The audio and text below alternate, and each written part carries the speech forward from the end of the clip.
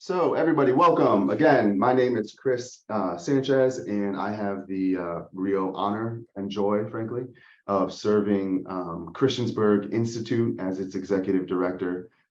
We are a grassroots nonprofit located in Christiansburg, Virginia, with a mission of community education, intergenerational empowerment, and the responsible stewardship of African-American history, stories, and sites of cultural significance in rural Appalachia.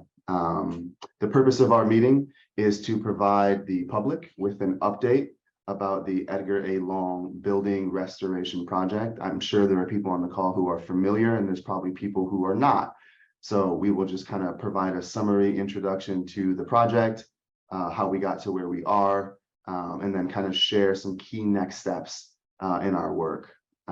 Before I continue, I do want to say thank you to the town of Christiansburg and the Industrial Revitalization Fund. We will be sharing about a grant award that has really empowered our organization to advance the planning of the project towards construction ready. That was made possible by a very generous grant award from the Department of Housing and Community Development as a part of their Industrial Revitalization Fund. And we did that work in partnership with the town of Christiansburg, who has continued to be a strong supporter of local history and the preservation of the Edgar A. Long building. Before I go on, I have really awesome guests with me, many of whom are CI board members, staff, or folks who are very close to the project and can kind of share some of the ins and outs of the work we do as it relates to the building.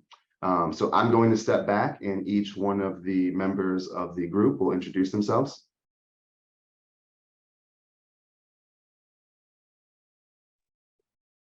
Why don't I take the lead? Good afternoon, everyone. My name is Linda Whitlock Brown. I'm a Long descendant, and I have fairly recently, in the last 3 years, wonderfully served on the team that designed the second edition of Edgar Allan Long's A Vision of Education, selected writings of Edgar A. Long, and recently, most currently, am a team member for the Edgar A. Long building project, and very happy to be here. Thank you. Hey everybody, my name is Ashton King. I am the finance director at Christiansburg Institute. I've worked very closely with the town of Christiansburg and Chris and the Edgar A. Long building team throughout the duration of the grant and the project, and I am very excited about the progress that we've made and to be able to share it with you guys this evening. Andrew Warren, Assistant Town Manager, Town of Christiansburg, and it's been a really great process to work with CI Inc. on the IRF planning grant, and we'll get more into it as the evening goes on. But it really has been it's been a good process for the town, and to really start to see the reinvestment that we're seeing into our midtown area, which is really from the rec center to downtown and really redefining that area. So this is an exciting progress to see the work, investment, and time and effort and energy that's going into the Edgar A. Long building.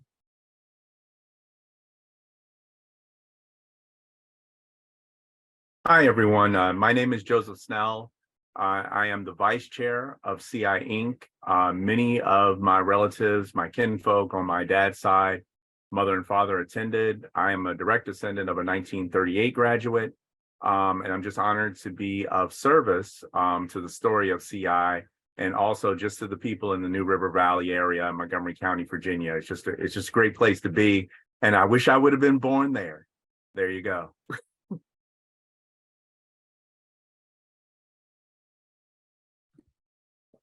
Hi, everyone. I'm Marcy Schnitzer. I have been a volunteer with Christiansburg Institute, Inc. since its beginning, back to 1997, and served the organization in various ways. But I am so pleased at what's going to be reported tonight, because I feel like our current situation is the most advanced and the most professional situation that it's been since my earliest involvement with the organization. So I'm really excited for you to hear what we're doing.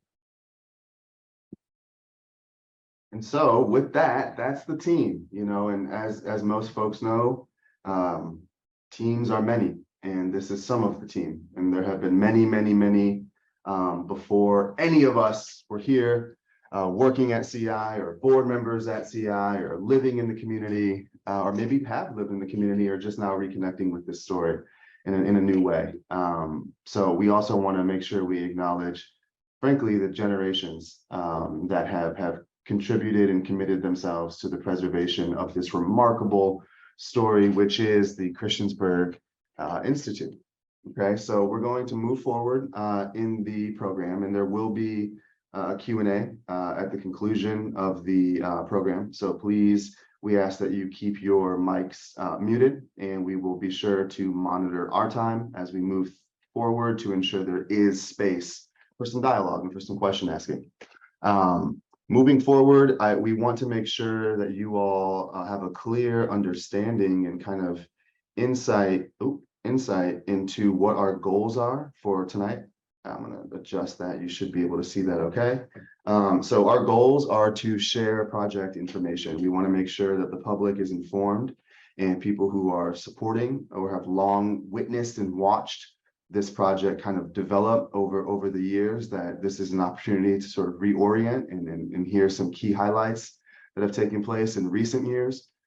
We are a grassroots education nonprofit, and so education and awareness is always a guiding value and principle to what we do. So while we are highlighting the restoration project of the Edgar Long building, it's also a great opportunity to share more about CI's 100-year history and the great leader, visionary who was Edgar Allan Long. And we always believe education should lead to action. And so we hope that tonight's presentation and the stories and the vision contained will inspire the community towards greater action to preserve the fullness of our shared history here on this side of the Commonwealth in Southwest Virginia.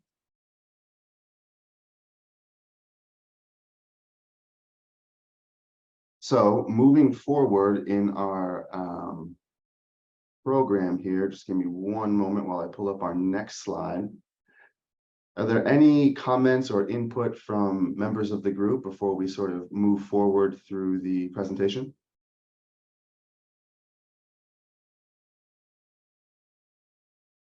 Okay, so perfect segue into, well, who is Edgar Allan Long? We spend a lot of time at CI, and those of us who live locally in Montgomery County or have kin or family that attended CI and know about the story of CI, but we learn that many people still don't.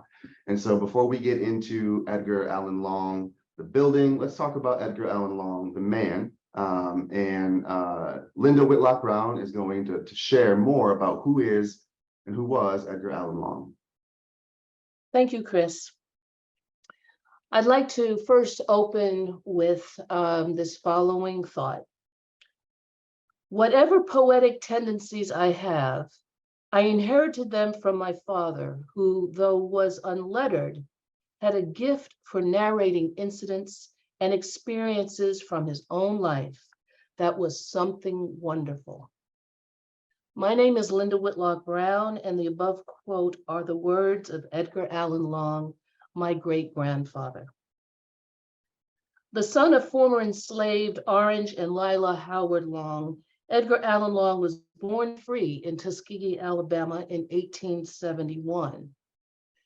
He attended a local primary school in his hometown, and in 1891, he entered Tuskegee Institute while working in the print shop to earn money for tuition.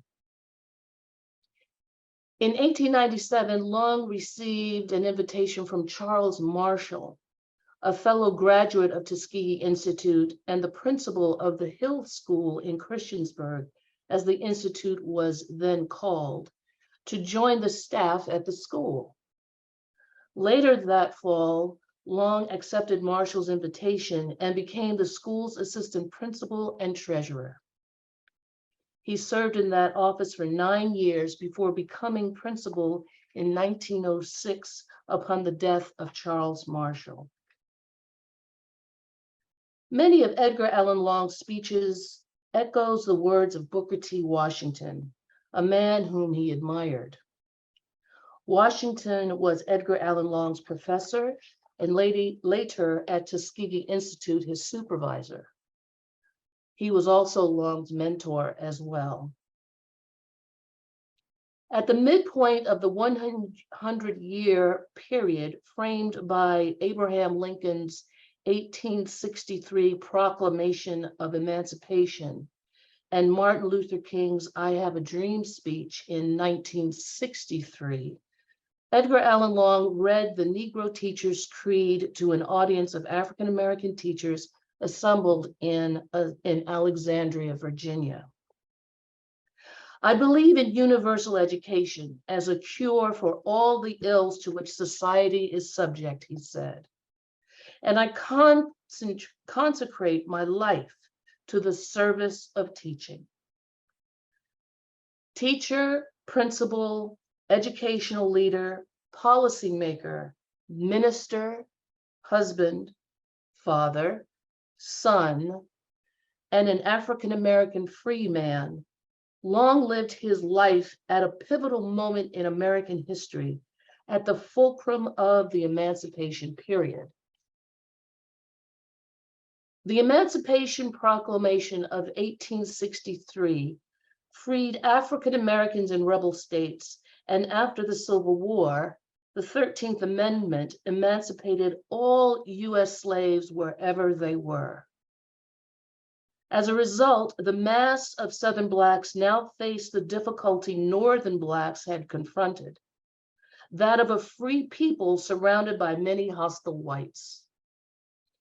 One freedman, Houston Hartsfield Holloway, wrote, "For we colored people did not know how to be free, and the white people did not know how to have a free colored person around them." Of his students, Edgar Allan Long wrote, "They stand a little higher than the generation that went before." 2 years before his untimely death, Edgar Allan Long wrote, "The Negro of America today is facing two conditions in Jim Crow South. He must make his way around them, or he is going to be overcome by them." Without saying so directly, Edgar Allan Long implied, "We shall overcome." Long served as principal of Christiansburg Institute until his death on December 11, 1924, at the age of 53. A new era for the Christiansburg Institute began in 1896 when Booker T. Washington, founder of Tuskegee Institute, became advisor to Christiansburg Institute. In 1909, Washington addressed almost 5,000 Christiansburg residents, both white and Black. The Christiansburg Institute implemented a curriculum similar to those at Tuskegee and Hampton Institutes, continuing to grow throughout the early 20th century. The Institute expanded to property at 140 Scattergood Drive, where the 1927 Edgar A. Long building still stands. In closing, on December 6, 2000, the Virginia Resources Board and the State Review Board added the Edgar A. Long building to its list of historic landmarks. In 2001, it was listed on the National Register of Historic Places. Thank you. Thank you, Linda. And as Linda just at the very tail end shared, Booker T. Washington traveling to Christiansburg in 1909, where he stood on site at the CI campus. This is that image of Booker T. Washington, who was mentor to Edgar Long, who was mentor to Charles Marshall and Anna Patterson, who later became married to Edgar Long. And so as we move into the update related to the building, we always want to foreground the story as real people who lived real lives and made real impact in Virginia, and in what that impact means for today. So a brief summary of how we got here. I'm going to share my screen. Ashton and I will just spend a few minutes sharing more about how we got here, and how we got here is specifically speaking to the IRF planning grant that CI received an award from the Department of Housing and Community Development earlier this year. We did partner with the town of Christiansburg as co-partners to kind of implement this grant, which is a planning grant from the DHCD designed to reinvest in what is described as white elephant structures that need to be reinvigorated, reinvested in, and in doing so will bring increased development, economic development, community development to the surrounding area. So Andrew Warren, who's with us, shared on the front end, who is the assistant town manager with the town of Christiansburg, that the Edgar Long building is located in what's called the Midtown district in Christiansburg. And so for those who are not here locally or maybe new even, there's sort of the uptown area of Christiansburg, and that's more by the mall and the movie theater. And there's a lot of development happening there that's very exciting. And we also see that development kind of taking shape in the Midtown area. And that's where the Edgar Long building, in fact, the historic CI campus was built when it was first advanced in 1895. So we're really excited that we were awarded this grant. It's done tremendous and significant impact for our work. And we are looking forward to sharing more about what that impact looks like. Ashton King is our finance director. Ashton, anything you'd like to add? Just that, the planning grant obviously progressed our work substantially. And with that, kind of what we talk about when we say a planning grant, the point of a planning grant is to move closer to construction implementation. So it's all about schematic design, architecture and engineering work, things along those lines, trying to progress that work. So granted, there's not day-to-day changes happening on the building, but rest assured there's day-to-day work happening for the building every single day at CI. And that's kind of what the point of the planning grant was. Another great thing with the planning grant was, upon successful award of the IRF planning grant, we became eligible to apply for the IRF implementation grant. And an implementation grant is a grant that is now moving us into a construction project. And that implementation grant, again, is only available for people who were awarded the planning grant. So we're very excited about what the planning grant has done for us, and also the doors that it has opened for us. And we couldn't be more grateful to Andrew and the town of Christiansburg and their support kind of throughout the process. And then the grantor and them looking fondly upon us and our work. And we're really excited to share how much progress was made during this planning grant period. Thanks, Ashton. And for those who are just joining, we're going to kind of transition to kind of what we envision and have worked really hard alongside the community for many, many years for what's called the adaptive reuse of the building, which just basically means like what's going to happen inside the building when it is restored and reopened to the general public. The image you're looking at is the historic Edgar A. Long building. This is a drone aerial image of the Edgar A. Long building that sits on approximately 5 acres of original campus property, today located right there in the Midtown area in Christiansburg, Virginia, in Montgomery County. So I'm going to stop sharing my screen, and I'm going to pull up a presentation that will outline our vision for the Edgar A. Long building and kind of how that vision came to be and how it was informed. Once we end this part of the presentation, we are going to open it up for Q&A. So if you do have questions kind of while the presentation is taking place, you can absolutely share those questions in the chat, and we will make sure to kind of circle back and address any questions that are in the chat, or you can raise your hand using your emoji feature on your Zoom dashboard, and we will call on you by name, at which point you can unmute your mic, and we're happy to take your question. Real quick, Chris. Go ahead. Andrew, is there anything that you wanted to add from the town side of things about kind of where this progress or project was, anything along those lines? briefly, this planning grant has not always been around, and so I think it's very fortunate that CI was positioned at a time to be able to take advantage of it. It is actually through the American Rescue Plan Act that the Department of Housing Community Development at the state level was able to develop this pool of funds for that, and I wouldn't be surprised if they make it into a permanent aspect of the program. Because I do think that it is really one of those necessary steps that when you are preparing for large grants and when you're looking at, okay, well, how are we going to prepare for historic tax credits and architectural drawings and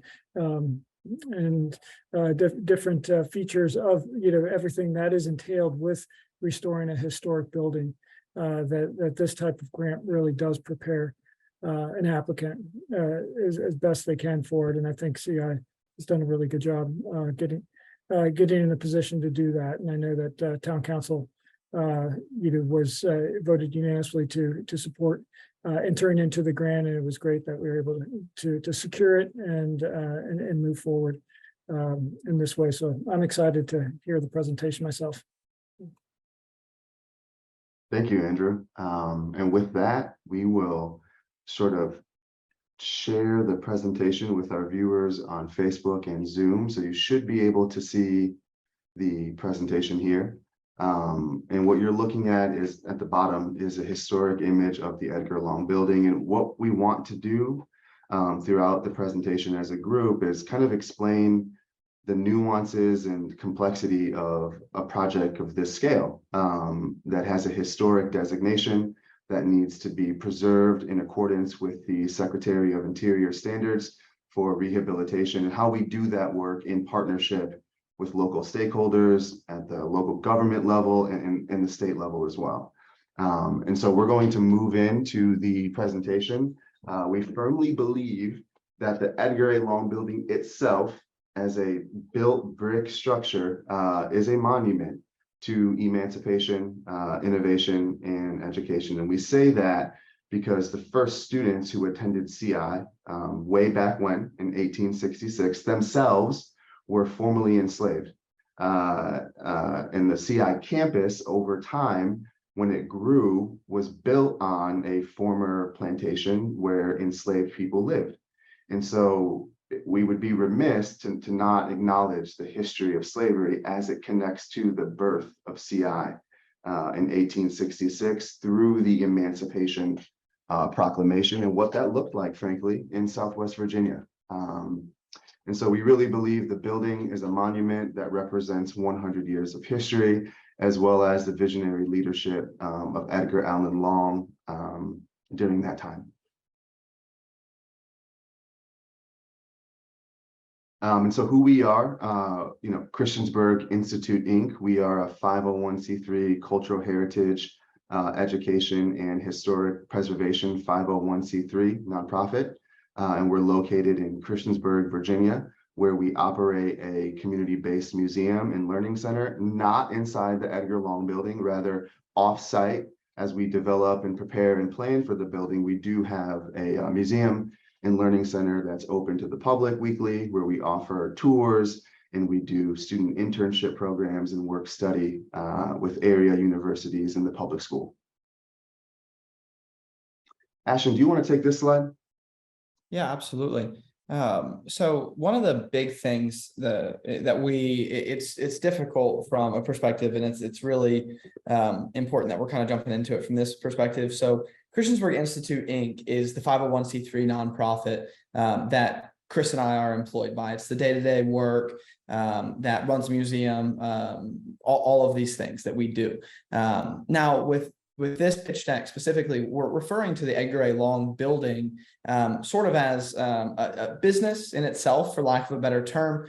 So traditionally, if you were going to do a business plan, you would say XYZ LLC, and that's how you would refer to it. We refer to the Edgar A. Long building as kind of the business as itself. So the vision and mission of the Edgar A. Long building is to serve as the premier regional destination for cultural heritage tourism, preservation advocacy, and community and economic development. The vision of the Edgar A. Long building is to serve as a space for intergenerational empowerment, community education, and responsible stewardship of African-American history, stories, and culture in Southwest Virginia. As Chris said, the building in itself, just the magnitude of the building, works to do this mission and vision. But the things that we house in it, the programming that comes out of it, and the community power that it drives, that's really where these mission and vision statements are going to be met. We feel very passionately about these mission and vision statements. We think that they are things that will, not just for the affected communities, not just for Christiansburg, not just for African-American history, but for everybody involved in the work, everybody that might not even know what the Edgar A. Long building is, or what Christiansburg Institute was. Being able to center around this, even if they just come to an event on the property because they bring their kids out and their kids want to enjoy an event on the property, and maybe they hear about African-American history in that way, right? Some of the conversations that we had from Juneteenth with people on the property, they came out to our Juneteenth event just to enjoy the day of activities, the food, the music, things along those lines. And then they were exposed to African-American history, the African-American culture, the history that was and is CI. That's what we talk about when we're talking about community, intergenerational empowerment. And that's what we really feel strongly about will happen within this building and on this historic property. And as we move into the next slide, it's really important to foreground. We began continuing the vision from previous leadership at CI. Roughly in 2017, there were many efforts made in the early 2000s under previous leadership at CI and CIAA, who was the owner of the building and the property. CI and CIAA have worked together since 2000, beginning with the leadership of David Hickman, who was the first CIAA president, the next being Miss Jacqueline Eves, and the first CI executive director being Miss Elaine Dow Carter. All three of these individuals were alumni who attended the school and have given much to sort of birth this movement of preserving and honoring CI's 100-year history. So what we're going to show you for the adaptive reuse of the building is a continued effort to honor that vision that has remained intact for nearly a quarter century. We're going on 25 years here. We're in 2023. So we've done a lot of work to honor previous vision and leadership, and then meaningfully integrate that into today. And build upon it with what we've learned as well while we're in office, kind of in this seat. Before we go to the next slide, Marcy, is there anything you'd like to add there? I would just say, David Hickman was the original president, and there were many presidents between him and Jackie. However, Jackie was the president at the time that Inc. was founded, and gave her heart and soul to Inc.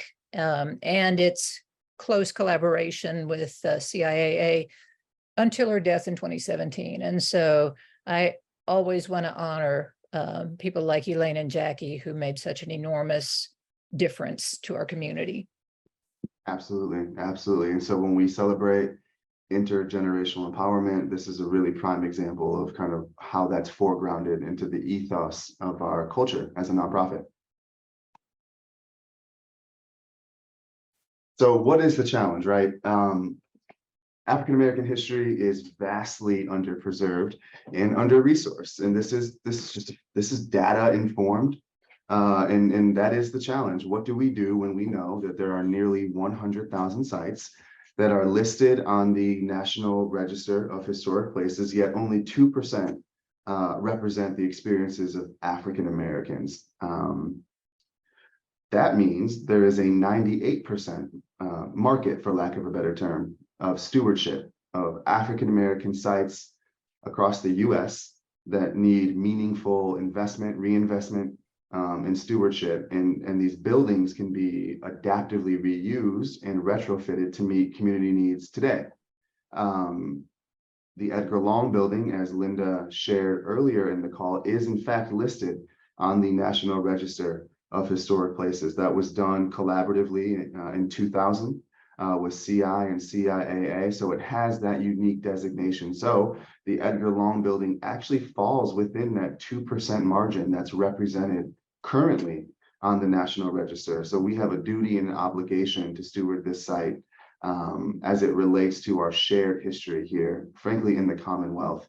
On the right-hand side, you'll see specific challenges that kind of come out of the under preservation of African-American history and storytelling, which is cultural inclusivity. We fail to acknowledge African-American heritage, and it hinders a complete regional identity. And we really want to underscore complete regional identity, because the record will show that CI as a school provided education to Black students from across the region of Southwest Virginia and beyond for a century. And so we are incomplete in our regional identity until we have meaningfully reinvested in the fullness of that identity and what that means for communities today. Overlooked narratives, despite a rich tapestry of history, African-American contributions are often marginalized. These are opportunities for growth. These are opportunities for reconciliation. These are opportunities for reinvesting in our shared story and what that looks like here in Montgomery County. And then untapped potential, neglecting this vital history limits tourism, educational and economic opportunities. Another time, we'd love to share more about the internship programs and work study programs that we offer to Virginia Tech students, Radford students, high school students in the Montgomery County public school system, the vast majority of whom, while they are learning more, many do not know about this rich history we have. And you should see the transformation and the empowerment that comes when students come into contact with this history and how that shapes their understanding of themselves and the community that they're growing up in or that they're attending school at. So when we think about the challenge, we're solution driven. So what is the solution? The solution is a regional destination in Southwest Virginia for African-American heritage tourism, culture, and advocacy-based research. So what you'll see here on the left side of the screen is a image of the outlined state of Virginia. And we've sort of highlighted the African-American museums that pop up on Google, right? There's way more, right? But what we're looking for are what is visible, what is accessible, and not just accessible in terms of when you research to find an African-American museum, but is it open? Can you access the site? And so we did a quick Google search of African-American museums in Southwest Virginia, and these were some of the top hits that came on a Google search. And so right here in Southwest Virginia, while there are existing museums that are powerful and do speak to the nuance of African-American life and history in Southwest Virginia, there lacks a regional identity upon which our shared history can sort of rally around on this side of the Commonwealth. And because CI, as we shared at the front end of the presentation, educated students from across the state, focusing on the region of Southwest Virginia, we really believe this is a powerful unity that can foreground a landmark institution that serves as a regional destination that highlights the fullness of African-American history in Southwest Virginia, exploring the 100-year story of the Christiansburg Institute, while also reinvestigating the experiences of African-Americans from emancipation to desegregation. That is the bookend timeline of CI as it operated as a school historically. And what would it look like to curate a regional museum that incorporates the fullness of the counties across the region under this shared public high school that was a Booker T. Washington High School that attracted principals who were graduates of Tuskegee Institute. So a big part of our plan for the Edgar A. Long building is to rehouse a state-of-the-art immersive museum that explores African-American history, culture, and life in Southwest Virginia. I'll pause here. Is there any, Ashton, go ahead. One thing that I'd like to add, and Chris, you always do such a great job of explaining kind of the history behind it and kind of what we're looking for when doing this. And one thing that I want to speak to too is just specifically where the building's located. We talk about this regional destination for African-American tourism, history, and museums, right? When we look at that, we look at accessibility, and our property, the property, the Edgar A. Long property could not be more accessible. It's right off of the I-81 corridor. It's quite frankly, probably 5 minutes from the exit off of the I-81 corridor. And it's very accessible to North Carolina, to Tennessee, to Northern Virginia, to Maryland, all of these places that, quite frankly, there are a lot of places that just aren't quite as accessible as we are. And that's one of the things that we talk about. It's a regional destination. We don't want people to feel like they have to go to Washington, D.C. To be immersed in African-American history. We don't want them to feel like they have to go to Richmond or EJI. We don't want them to feel like they have to go do those things. We want to be able to have that destination in Southwest Virginia because there is such a rich African-American history in Southwest Virginia. It's largely untapped, as Chris has said. And we hope that the restoration of this building will start to tap into that. And a big thing from that, again, is just the accessibility. It's widely accessible to a lot of members of a lot of different communities. And that's something that is incredibly important. And it goes very nicely with the current development in the Midtown District from the town of Christiansburg, but also how Montgomery County is developing and the surrounding counties are developing. It's just an outstanding area for this building to be placed and to be a true regional destination for African-American history. And what we're showing here is an overview. This is, roughly speaking, the Midtown area in Christiansburg. This red tick here identifies the Edgar A. Long building. Quick history lesson, we always must. The former CI campus would have extended from this rail right here, where my cursor is sort of going left to right, all the way to the 460 bypass. So we're looking at a nearly 200-acre campus with approximately 15 main campus buildings, which, to Ashton's point, is conveniently located. We have began conversations with Friends of the Huckleberry Trail, who are extending their trailhead into Christiansburg and looking at various options into what that could look like as they continue to plan, because we'd love to see the CI campus and the museum serve as sort of a nodule on that trail, wherever it may advance and expand as it moves down from Midtown into Cambria and into downtown. So we really see the site as a beautiful green space for outdoor entertainment, heritage tourism, and recreation.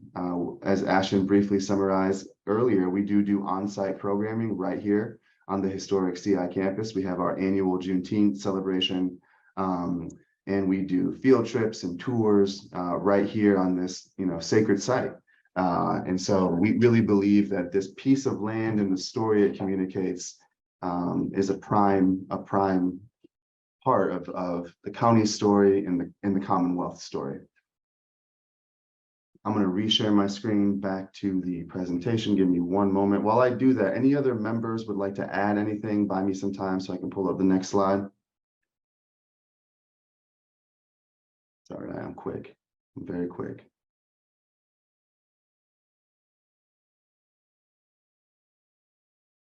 So we talked about the solution. What is the solution for sharing the fullness of our stories and how that impacts community identity and sense of self? We're very mindful that I am sharing my screen. Yep, right. I'm sharing the screen, correct?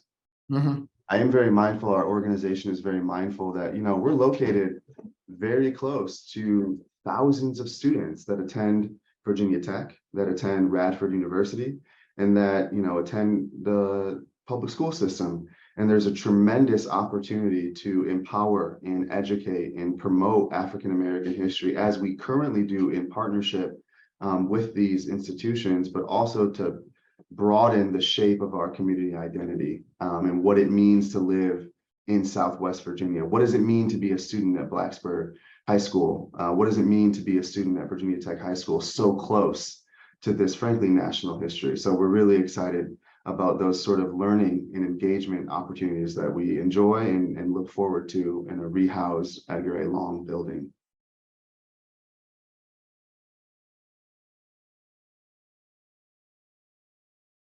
So the museum is a key piece of the building, and people always tell us, well, museums don't make money, and we don't know if that's necessarily true. You can look at some examples, right? But we also believe that the building has to accommodate the multiplicity of needs of our communities in the New River Valley and in the Southwest Virginia.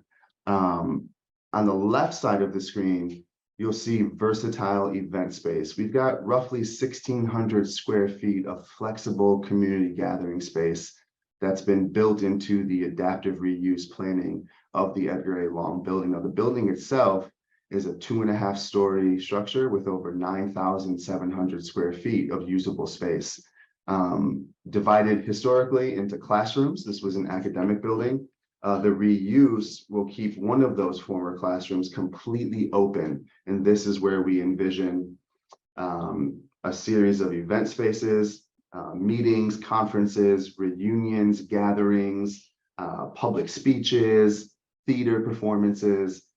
We have a really beautiful event space that's open and flexible to accommodate that community need, while also sort of foregrounding Montgomery County and Christiansburg again as that regional destination for this kind of history, culture, and engagement with the story of CI in the Commonwealth. Ashton, anything you'd like to add here? No, you hit it right on the head. Cool. And I know I'm looking at time and we're moving through. Any other members would like to speak to this slide before we move on? And so you'll see on the bottom right, we have our Research Action Center. So SEMA, the Christiansburg Institute Museum and Archives, is the museum work that we do where we operate a museum and an archival collection. That is a heartbeat, a vision of previous leadership at CI and CIAA. First introduced by former Executive Director Miss Elaine Dow-Carter, we've continued to honor SEMA as the heartbeat of what we do, operating a museum and an archival collection. So SEMA preserves that institutional vision that was foregrounded, decades ago, and that we've built upon in our efforts to honor. The Research Action Center is something unique that's been informed by the last 7 to 8 years of our grassroots in the field research and stewardship efforts of preserving African American history and sites of significance, across the county. And so as we sort of walked in our efforts to preserve and steward the Edgar Long building, we've also walked and seen the landscape of preservation for Black history and sites in Montgomery County and Southwest Virginia. And there is a real need for a regional center that's committed to the advocacy, the research and the preservation, not just of CI's story and not just of the Edgar A. Long building, but that 98% underrepresented, not on the National Register of Historic Places sites that need resources, that need stewardship, that need preservation consulting. These are things that we do and we've learned much by doing, but we've been successful in that. And so we've curated a community-based approach to the research and advocacy of Black sites in the region, and we will be curating a center across the hall from the museum that works in tandem with the museum, but is more of the public-facing community outreach and engagement department of what we do in our efforts to preserve and steward African American history.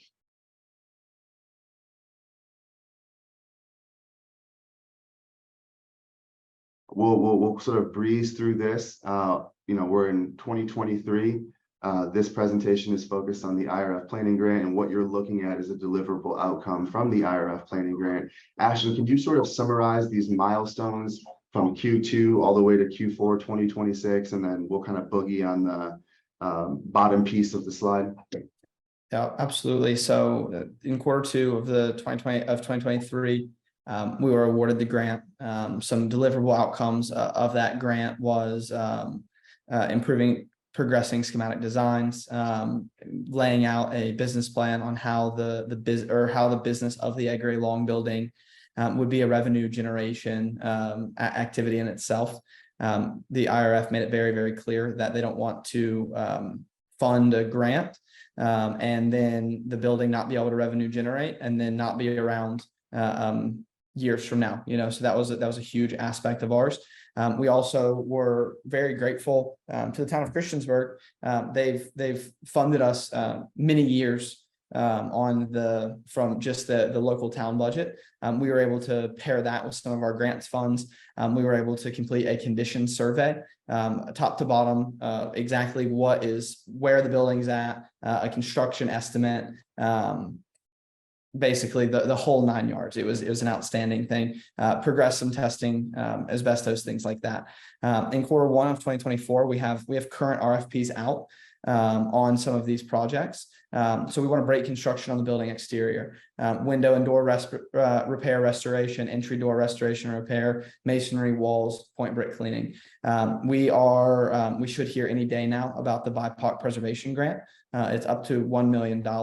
And we've applied to that, with a lot of that going to breaking construction in Q1 of 2024, and just further sealing the building. And Chris will speak to this a little bit about the capital fundraiser for the roof, but making this building envelope tight so that we can start on interior repairs. Q4 of 2024, breaking construction on the building interior. Again, basically bringing it back to its former glory, and then also with the adapted reuse plan. Q1 of 2026, we want to complete the building restoration. And again, this is the building in itself, not necessarily the entire site. So I think in 2021, we received a master site plan from Hill Studio, which was a phasic development of the building and the property. And along with the building, there's a ton that we want to do to the property to further that event space and the use of the property in itself. In Q2 of 2026, we want to be able to monetize historic tax credits. As Chris spoke to earlier, there's so much nuance to this project, making sure that we're eligible for historic tax credits, making sure that we're doing it in the standards of the Secretary of Interior. All of these things are just so critical and so nuanced. That it's a very intricate process, and we're very lucky to have the support that we do and have the team that we do on it. And then finally, in Q4 of 2026, complete the full site work. So top to bottom, the site and the building is fully restored, and it is that cultural tourism landmark in Southwest Virginia that our mission and vision wants it to be. And to Ashton, kind of sharing our goals quarter to quarter from the current fiscal year 2023 to FY 2026, sort of breaking that down to priority next steps with the Edgar Long building, right? So we are focusing on the protection of the building, and that's a guiding value in our preservation planning of how we approach and care for the building. And so we began in 2020 with the successful renovation and repair of the roof system on the historic structure. That effort was made possible with support from the town of Blacksburg, Montgomery County, and the town of Christiansburg, in addition to 100+ women of the NRV and the Secular Society, an average giving of $5 to $25 from everyday community member. We focused on the roof because when you are seeking to protect and care for a building, you want to ensure that it is weather tight, and you begin with the top of the building. And so we began with the roof. We did restore the roof in 2020, worked very closely with the Department of Historic Resources and our contractor on the project, who completed that work to standard and was approved. Our project outcome was approved by the DHR. And so when you go by the Edgar A. Long building today, you're looking at a roof system that honors the historic appearance of the building when it was originally built in 1926. And so we're really excited about previous success, and very excited, but also very sober and humble about the challenges it takes to preserve this history in this building. But we've got growing support. And the American public has shown an increased concern for African-American stories and history. And we're seeing this reflected in national foundations who are making more grant programs to preserve sites, just like the historic Edgar A. Long building. So we're focusing on the exterior when it comes to capital construction priority items. So what we're looking at next is restoring all 52 exterior windows on the building, the 2 main exterior entry doors in all masonry and what's called brick point and cleaning. That is what we're focusing on next for physical construction on the site. And Ashton shared that we have 3 active requests for proposals that are in alignment with those 3 priority construction items on the building. And that's sort of a immediate priority of what we're planning for as it relates to the construction and breaking construction. What's next? Windows, doors, and the brick, the entire masonry of the structure. Okay. And then also to highlight, and we won't get into too much detail right now, but our project will be leveraging historic tax credits, and you should Google it and learn more about it. And we're not going to get into any detail about what HTCs are on this call, but they are really powerful tools and resources to reinvest in African-American history via historic buildings on the National Register that qualify for tax credits, historic tax credits, to reinvest in the building and reopen the building for a public community use. And that's a core part of our entire planning. And before we go on to the next slide, the last thing I'll share is a big deliverable from this IRF grant award is a 5-year performa business plan for the year-to-year operation of the building once it's reopened, right? So not what is the plan as we're working to reopen it, but what is the plan to ensure that it's revenue generating and sustainable year to year once it is open. And so that was a huge effort. Ashton sort of led that effort in this grant award. We're really confident and feel we have a very strong 5-year performa business plan for the operation of the building when it's reopened. And at the bottom, you can see some highlights from 2019 to 2022. We're going to post this presentation on our Facebook and our website so you can revisit and look more closely. But for those of you who kind of want to better understand specifically what we've done since 2019 to 2023 and some of those larger overview highlights that continue the work at the building, we provided that at the bottom of this slide. And Ashton will share a little bit here. I'm looking at time. We'll maybe spend 3 more minutes and then we'll go ahead and wrap up this presentation to make sure we have time for Q&A. But we're a nonprofit, right? We're a 501c3 nonprofit. And, you know, we do raise money. We raise funds for the Edgar Long Building. And we do that, as you can see in that nice bullet point, a diverse fundraising portfolio. But before Ashton talks more about our fundraising initiatives and efforts for the Edgar Long Building, we again also operate a museum in a learning center. We have a staff of professional museum curators and public historians and scanning technicians and planners that is also a core part of what we do as an education service nonprofit. So if you think about our work, we are education, where we do public facing programs and work with students. We have our museum, but we also have sort of the development of this project. And those are 2 pillars of what we do at CI. Go ahead, Ashton. Yeah, absolutely. So a big thing is with any strong business, you want to have multiple streams of income coming in. So for us, a couple of those are short-term and long-term rental space. Long-term rental being long-term leases, 3 to 5 years of space of, you know, similarly focused mission and vision type of organizations that can be housed within the building.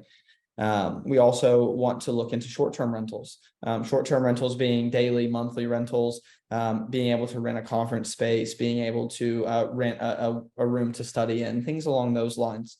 Another aspect is going to be the museum side. So tours, history, our driving tours, walking tours. We want to subsidize museum entry from a sponsor.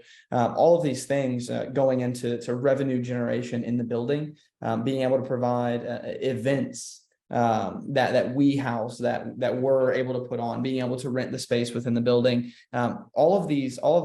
With the building was designed or redesigned in an aspect from trying to take into consideration how do we best adaptively reuse this space to accommodate our mission and vision, and then also how do we best use this space to make this a long-term sustainable entity for us. You know, we have a great maker space studio, state-of-the-art podcast studio that's available for short-term rent.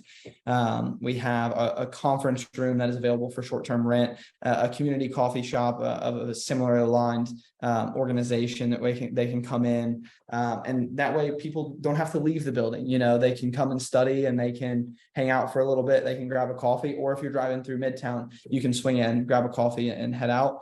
Or, you know, and then going into the exhibit, the exhibit space, the event space upstairs, the research action center, again, all working towards our mission and vision, but all making sure that we are long-term sustainable and revenue generating. You know, that's something that we took into very great consideration. We've worked with a lot of different entities about fundraising portfolios, and not to mention our outstanding track record of grant writing success. You know, it's kind of like a snowball, right? It's really, really hard to get the first one or two. But now that we've gotten the first one or two, now we're really picking up this snowball, and we're able to apply for more and more and more. And you know, that's part to mention our gold rating on GuideStar. You know, that is the premier place where you can go and look at nonprofit history. The gold standard is upper echelon on that platform, and that just speaks to our financial stewardship, the quality implementation of grant fundings, and being able to adequately report back and be able to adequately report back and complete grant projects in accordance to what we applied to do and what we said we were going to do. Our outcomes match what we say that we're going to do. And that's a huge aspect in the everyday nonprofit world, but that's also a huge aspect of getting this building renovated. And that's a huge aspect of continuing to keep this building open year in, year out. And that's just another arm of the multiple streams of income that we would have coming into the Edgar A. Long building that can keep it open for many years to come. And to Ashton, you know, very well said. The building itself, right, is a monument, and it is on sacred land. It is on the former CII campus, 100-year history of African-American education right here in Montgomery County. And we know that prior to CI purchasing the site that this building was built on in 1895, that this was a plantation with enslaved people on it. And so we shared this because that does inform how we think about the building and how we think about reconciling around our shared history in a space and on a site historically where these events unfolded. And that's a real need right now in this country. It's a real need right now for our community, you know, in our neck of the woods where we live here in Southwest Virginia. So you'll see this, and I see you, Marcy, I'm gonna get you in. You see this top, this image here. This is actually sort of the top floor, not the attic space, but the top floor. And this is where we envision a nearly 1,200 square foot flexible event space. This is, again, perfect for reunions, conferences, weddings, retreats, business meetings, theater events, performances, music shows.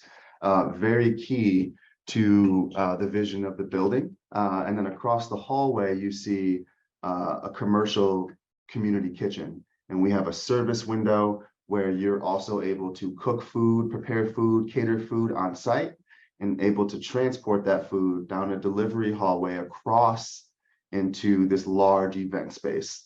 And then on the other side of the community kitchen, you see more of a private lounge area. Maybe you're at a conference or you want to step outside from the reunion, have a cup of coffee with a friend, sit down and talk for a while.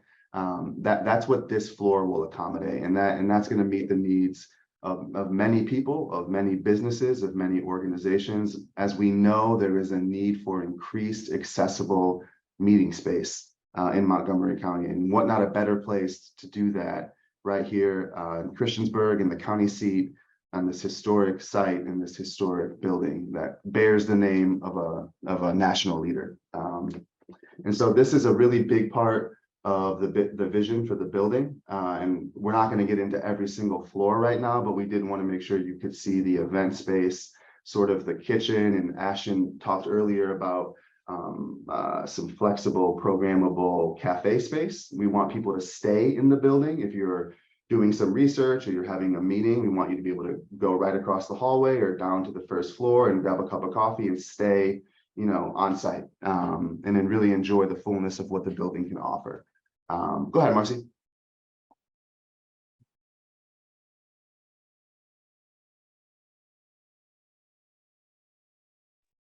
Okay, can you hear me? Yep. I didn't want to interrupt you because everything you're saying is so great. So if you have more to say, No, go ahead. Yeah. Yeah, I really appreciate the way that you and Ashton have laid this out, because I think probably most people don't know that, developing funding for a building does require diversified sources, but it's kind of like building a Lego house. And so, had not Elaine Carter secured national and state historic designation tax credits, we wouldn't have been able to use that as a basis for further credibility for the building. Had not 100+ Women Who Care given us, what was it, $20,000? Mhm. And the town of Christiansburg, 10,000, we would not have gotten, the additional funds that you and I and Debbie and Inel and everyone worked so hard to make happen. Had we not done the roof, we wouldn't have gotten additional funding to develop a site plan. Had we not done all of this work that you're showing here, we would be in no position to get larger sums of funding. So perhaps only organizations like Virginia Tech have massive amounts of money land on them, although probably someone at Tech would smack me in the face for that. But you're doing this work and it's so complicated and it's so hard, and I really appreciate it. Yep. Thank you. And we're grateful for, the many who have been supportive throughout the many years. This is truly a community effort, and it's truly a movement and a moment for Montgomery County and, Southwest Virginia. We're seeing efforts like ours all across the South. There are African-American families, there are neighborhood groups, there are descendant communities who are working in partnership with public schools, universities, local government to sort of reimagine and revisit and reinvestigate some parts of our history that got left behind, but what can we do to kind of bring it in to the forefront today? So again, we see this as an opportunity to just continue to promote and share how awesome Southwest Virginia is and how that's expressed, through this 100-year history at CI. We're going to wrap it up here. I'm going to just move back to this presentation.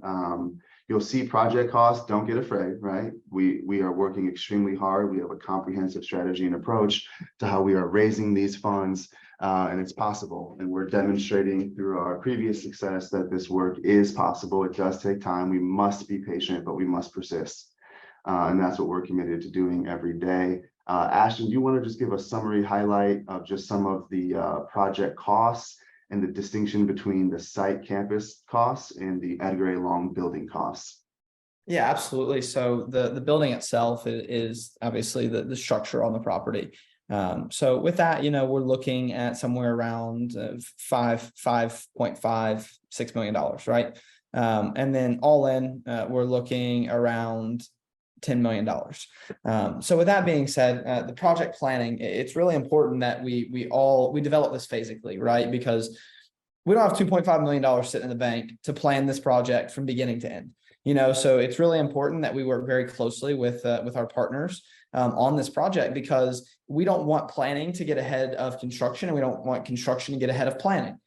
So that's something that's just so critical that we have to take into account every single day, because as money comes in, we have to be able to plan the next development of what we're going to be working on. There's so many different requirements for any of the grant criteria that we're applying to, any of the funding sources that are coming in. Again, I just can't say it enough. There's just so much nuance with this project, and that goes into project costs and project planning as well. But as Chris said, you know, there is a very clear path forward to getting this total site developed within the milestone that we set forth. There's a very clear path forward, and that's something that is very, very exciting. We just want to continue the work, continue the good work that we've done and plan on continuing to do. And we really appreciate all the support of our partners. And again, just the team that we have in place, we feel like is an outstanding team to be able to get this project done and get the project across the finish line. Absolutely. It's going to take the community, and we're going to bring you alongside us hand in hand, and we're going to get this done. Southwest Virginia is going to get this done.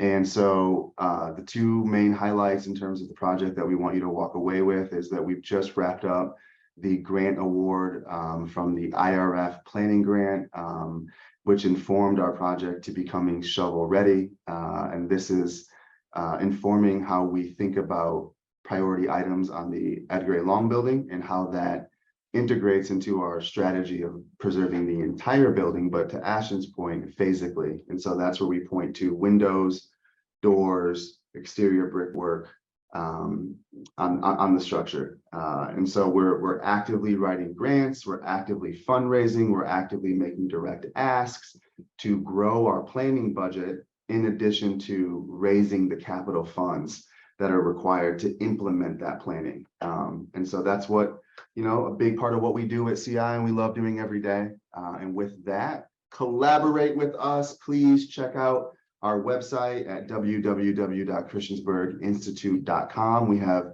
an incredible collection of CI scanned digitized images on the Christiansburg Institute Digital Archives that was funded via a grant in partnership with VT Libraries, where you can really see high resolution scanned images that speak to CI's story, as well as African-American history in the region. So learn more, put yourself in spaces where you are vulnerable to learning and you are in proximity to those who are learning alongside you. And with that, we want to thank everybody who joined this evening on a Sunday.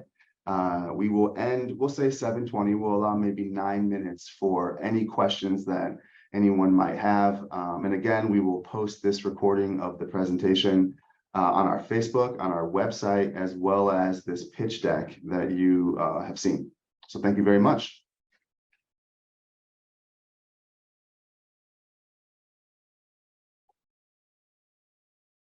And as we kind of monitor the chat and maybe wait for a hand to be raised, is there anything, you know, that anyone on the group? Chris, I think Wendy asked a question in the chat.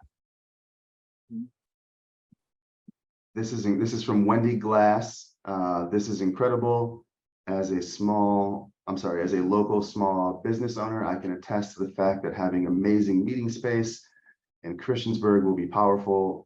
What can everyday citizens do to help support your efforts now and throughout the project timeline? So what you can do now is what you're doing now, which is to become informed, right? Come close to the work that we're doing, get close in proximity, so you're informed and up to speed.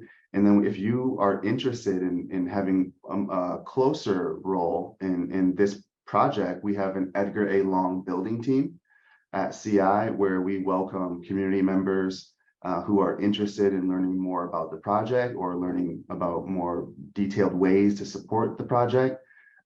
Please join the Edgar A. Long building team. We're happy to get you connected there. We'll be posting contact information in the chat, and that would be a great way to follow up with us.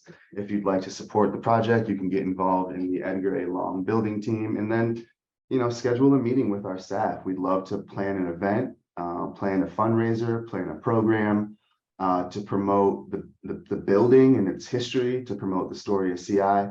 And we also offer field trips and tours of the museum, and that's another really great way to get close to the history and tangible with the history and really see it.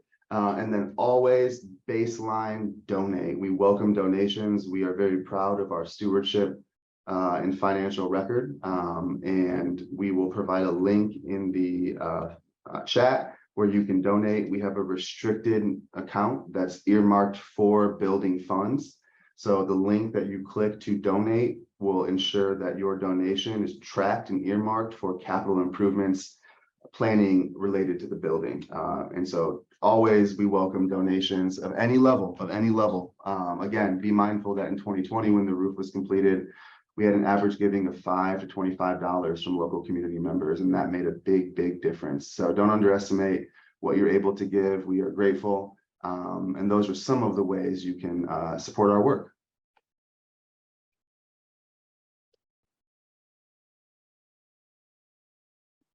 Is there anybody else? Oh, Joe, go ahead, man.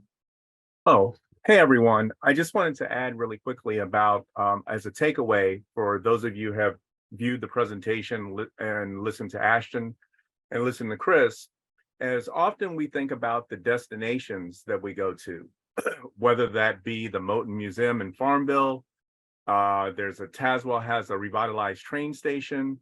Some of you may have even gotten to the Tuskegee Airmen Historic Site in Alabama, which is Moton Field. So that's how interconnected things are. We often think about that finished product.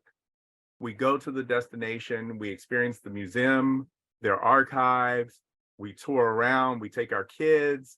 If you're a road tripper, you pick that destination. If you're a cyclist, some people will just pick a destination and say, hey, we're going to go cycle there, whether it's, however you do it.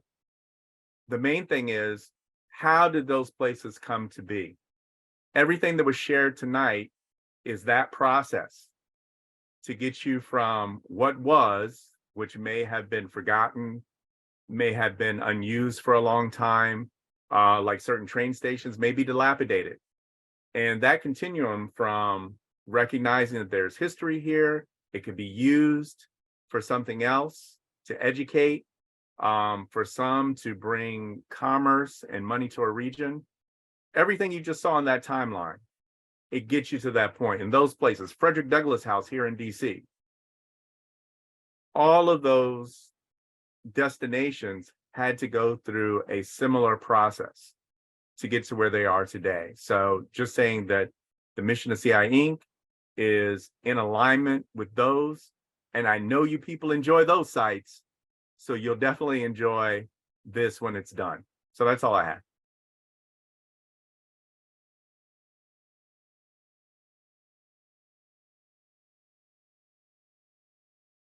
Were there any other questions? Miss Pat? Oh. Yes, I have a question. Approximately how much funding do you now have for the renovation? Do you hear me? Mhm. Yeah, I heard you. Yeah, so currently sitting in our restricted account, there's a little bit over $30,000 that we're able to expend on capital with the building. Again, most of that is restricted to capital expense. So it's hard to continue to progress the planning with some of that money. Not year to date, but to date, we've raised a little over $300,000 for the building. So we're very pleased with that. We're very pleased with the money that we have to expend on the building, and we look forward to being able to continue the work and again have some very real outcomes on the capital improvements on the building. okay. Is there a breakdown how the $300,000 has been spent? Yeah, I would encourage that you reach out, and we're happy to sit down and kind of go through some of those. Those are more of a kind of a line item by line item thing. That's a very detailed report. With that being said, the roof project was a little over a $200,000 project, top to bottom. So that's where a large portion of that $300,000 would have been allocated. Okay, thank you. No problem. And we'll allow maybe a minute or two for any additional questions. And thank you for those who asked and shared and joined us this evening to hear about a project update related to the Edgar A. Long building. And while we wait, if there's anyone else a part of the group that would like to share a comment before we break away, now would be the time to do that. And Ashton and I will keep an eye on the chat, and we'll go ahead and break out at 7:20. I do want to just note, having been the person who watched every penny go in and out on the roof project, but that pre-development costs are an extremely important part of any project. So having a blueprint for where we're going has been critical to how we move forward. And that's, just a standard practice. So, yeah. Yep. And looking at the chat, thank you everyone for joining us. Some key takeaways: if you do want to view the entire presentation, it will be made available on our Facebook page. We will post it on our website early in the upcoming work week. And you can visit our website to hear more about what we do, check out the digital archives, see upcoming events and programs, and ways to support our work at CI. I don't see any messages in the chat. So with that, we want to thank you for joining us this evening. We want to make sure we thank the Industrial Revitalization Grant Fund Program and the Department of Housing and Community Development who made this possible, and our good partners at the town who continue to support when they are able and work with us to preserve this remarkable history. So thank you all and have a great rest of your evening. Good night.